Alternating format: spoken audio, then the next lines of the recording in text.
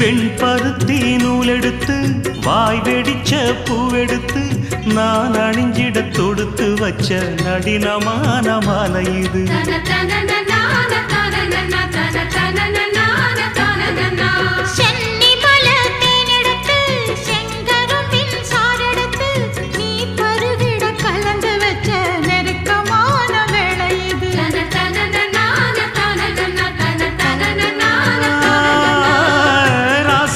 உடம்பிருக்கும் ரவிக்க துணி நானாக அன்னாடம் சூடி கொள்ள ஆசை வச்சாகாதா.